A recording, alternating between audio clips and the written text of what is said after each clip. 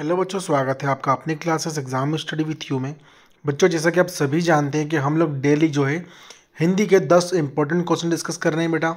तो देखिए बेटा, हम लोगों ने कुछ लगभग 300 क्वेश्चन का टारगेट लिया है, जिनके आंसर्स मैं आप लोगों के लिए रेगुलर लेके आऊँगा। तो बेटा, अगर आप लोग चैनल पर नए हैं तो प्लीज़ आप लोग चैनल को सब्सक्राइब कर लीजिएगा और बेल आइकन को प्रेस करना आप लोग बिल्कुल भी मत भूलिएगा बेटा। तो देखिए बेटा, आज के हमारे इस क्लास में बेटा हम लोग जो है पार्ट 3 हिंदी का पढ़ने वाले हैं, जिसमें कि हम लोग का पहला क्वेश्चन आज का होगा बेटा कि धातु कहो वाले छंद के में ऊपर से सरल व निरीह दिखलाई पड़ने वाले तुलसी की भीतरी असलियत एक स्वाभिमान हृदय भक्त की है। इससे आप कहाँ तक सहमत हैं?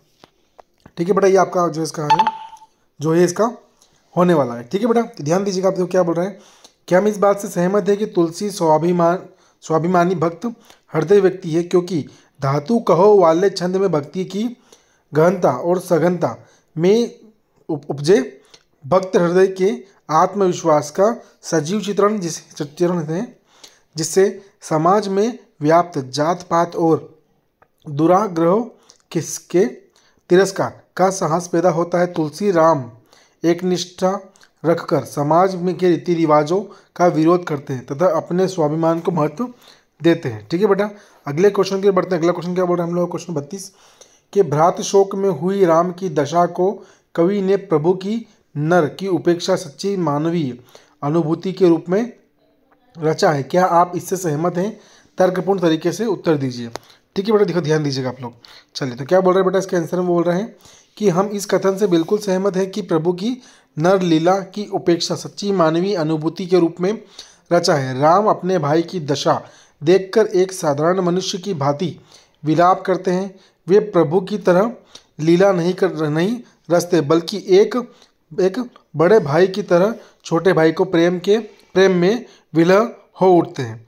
ठीक है बेटा, वहीं अगर क्वेश्चन 33 देखते हैं हम लोग, तो क्या बोल रहे हैं कि शोकग्रस्त माहौल में हनुमान के अवतरण को करुण रस के बीच वीर रस का अविभावी क्यों कहा गया है? तो लक्ष्मण के मूर्छित होने पर हनुमान संजीवनी बूटी लेने हिमालय पर्वत जाते हैं। उनके आने के में विलंब हो जाने पर सब बहुत चिंतित व दुखी हो जाते हैं। जब हनुमान संजीवनी बूटी के साथ हिमालय पर्वत लेकर आ जाते हैं, तब करुण रस के बीच वीर रस का संचार हो जाता है। मतलब क्या होता है कि लोग एकदम से भावुक होते हैं, ठीक है, परंतु जैसे ही हनुमान जी संजीवनी बूटी लेके आते हैं हिमालय पर्वत से, ठीक है, तो वैसे ही लोगों के मन में क्या उत्साह जाग जाता है ना।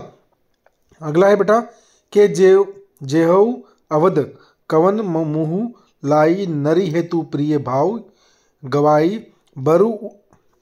देखिए क्या बोल रहे हैं बेटा, समझेगा आप लोग। गवाई, ठीक है, बरु है ना, अपजस सहतेऊ जग माही नारी हानि विशेष क्षति नाही।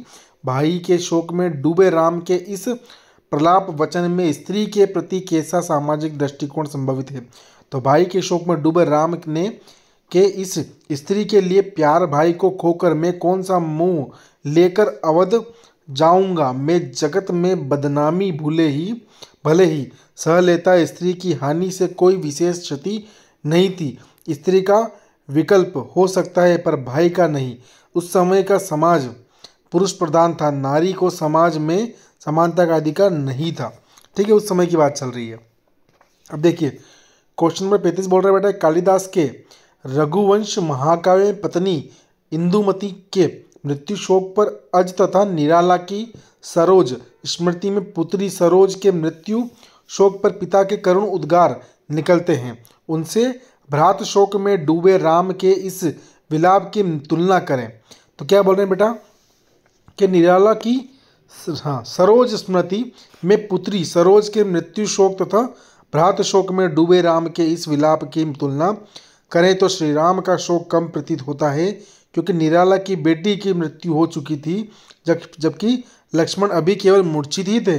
अभी भी उनके जीवित होने की संभावना थी। साथ ही संतान का शोक अन्य किसी शोक से बढ़कर नहीं होता है। ठीक है, फिर क्वेश्चन नंबर 36 क्या बोल रहा है बेटा, ध्यान दीजिएगा कि राम कौशल्या के पुत्र थे और लक्ष्मण सुमित्रा के। इस प्रकार वे परस्पर सहोदय एक ही माँ के बच्चे के पेट से जन्मे नहीं थे। फिर राम ने उन्हें लक्ष्य कर ऐसा क्यों कहा कि मिलई न जगत सहोदय भ्राता? इस कथन पर विचार कीजिए। तो देखिए क्या बोल रहा है इसका आंसर बेटा कि राम लक्ष्मण को अपना सहोदय मानते थे। वे लक्ष्मण की माँ सुमित्रा को भी अपनी माँ मानते थे। वे माताओं में कोई अंतर नहीं करते। लक्ष्मण का त्याग भी सहोदर भाई से बढ़कर था। लक्ष्मण ने भी राम को सगा भाई ही माना था। तब संयुक्त परिवार प्रथा थी। यही कारण था कि वे लक्ष्मण को अपना सगा भाई मानते थे। कौन? श्री राम जी। क्वेश्चन नंबर 37 की ओर बढ़ते हम लोग। तो क्या बोल रहा है कि शायर राखी के लच्छे की बिजली की चमक की तरह कहकर क्या भाव व्यंगित करना चाहते हैं? तो समझेगा बेटा, क्या बोल रहे हैं कि शायर राखी के लच्छे को बिजली की चमक की तरह कहकर यह बताना चाहते हैं कि सावन मास में रक्षाबंधन के दिन बरसात में जिस तरह बिजली चमकती है उसी प्रकार बहन चमकती है। ठीक है, समझेगा आप लोग। राखी बांधकर भाई के उज्जवल भविष्य की कामना करती है। रक्षाबंधन एक मीठा बंधन है। सावन का जो संबंध, ठीक है, झीनी छत से है। घटा का जो संबंध बिजली से है, वही संबंध भाई बहन से होता है। ठीक है बेटा, वहीं क्वेश्चन में अगले की बढ़ते हैं हम लोग। ध्यान दीजिए क्या बोला है कि टिप्पणी करें कि गोदी के चांद और गगन के चांद का रिश्ता। तो गोदी का चांद बच्चा माँ को हर्षित करता है और गगन का चांद बच्चे को यानी गोदी के चांद को हर्षित करता है। ठीक है, फिर सावन की घटनाएं, सावन की घटा व रक्षाबंधन का पर्व।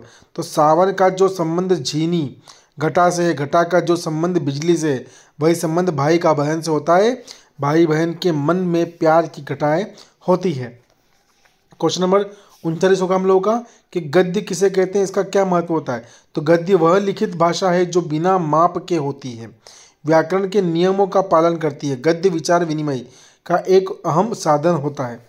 ठीक है, वहीं अगर क्वेश्चन नंबर हम लोग 40 की बात करें तो क्या बोल रहा है बेटा कि हिंदी गद्य के प्राचीन रूप कौन कौन से हैं? तो दान, पात्र, पट्टों, परवानों आदि जो है हिंदी गद्य के प्राचीन रूप हैं।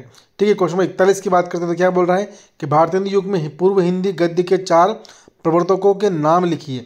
तो मुंशी सदासुख लाल इंशा, अल्लाह खां कल्लू, ठीक है, लल्लू, लाल, सदल, मिश्र, भारतेंदु, ये जो थे ये पुराने जो थे भारतीय युग के हिंदी गद्य के प्रवर्तक कहे जाते हैं।